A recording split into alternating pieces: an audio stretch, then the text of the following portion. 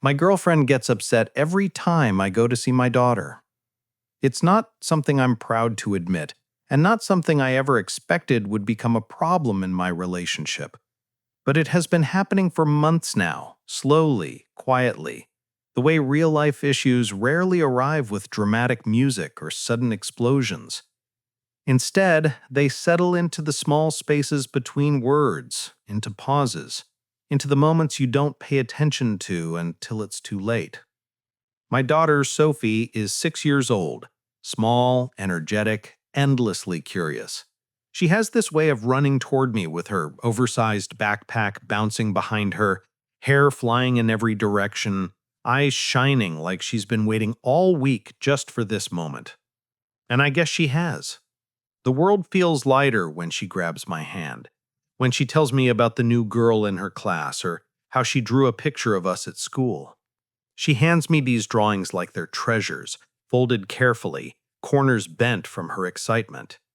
Those hours with her every weekend are the closest thing to peace I know. They're the moments that remind me I didn't completely fail in life. I'm her dad, maybe not a perfect one, but present. And sometimes being present is the only thing that matters. Claire came into my life long after the divorce. She wasn't a rebound or a distraction. She was someone who made the days feel warm again. She listened to me when I talked about the mess of the last few years. She asked about Sophie. She even encouraged me to take pictures with her, to keep memories. She said she respected how devoted I was as a father. And I believe she meant that. But feelings can shift quietly, almost invisibly. They don't ask permission. They don't care about promises.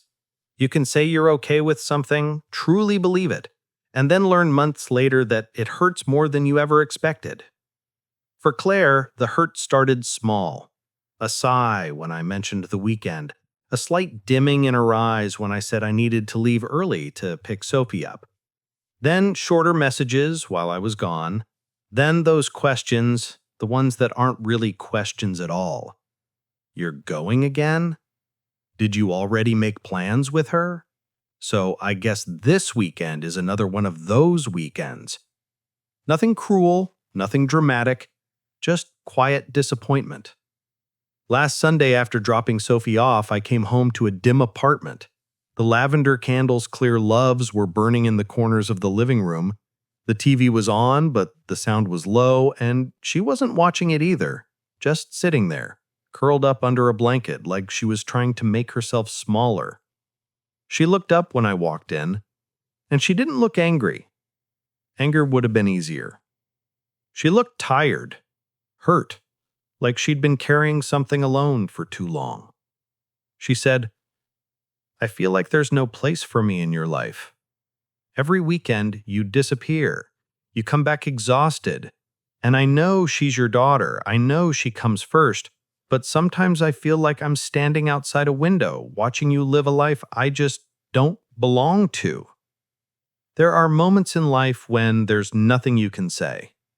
No perfect sentence, no magic fix. She wasn't wrong. She wasn't being dramatic. She wasn't being selfish. She was lonely. A kind of loneliness that has nothing to do with being alone. I sat beside her and finally said the truth I'd been holding back. Seeing my daughter isn't optional. It's not something I fit into my life. It is my life. She needs me, and I need her too. Claire nodded, slowly, like someone who already knew the answer but hoped hearing it would feel different somehow. She leaned her head on my shoulder, and for a moment, it felt like the early days again, like the two of us were still navigating life together, still trying to understand one another. But under that quiet moment, I felt something fragile, something stretching thin, a fear neither of us wanted to name. Because love doesn't always lose to anger. Sometimes it loses to circumstance, to the past, to the delicate balance of two worlds that never asked to collide.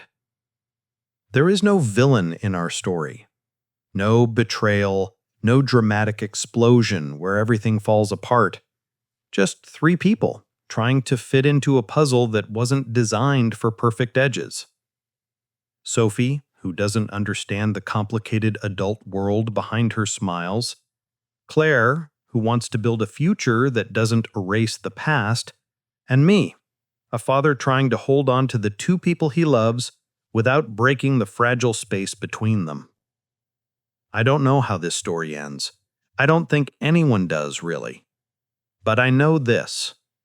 Loving my daughter doesn't mean I can't love Claire. Loving Claire doesn't mean I will ever stop being a father.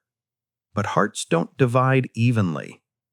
And sometimes the hardest part of love is realizing that no matter how much you care, someone will always feel like they're standing just a little outside the picture.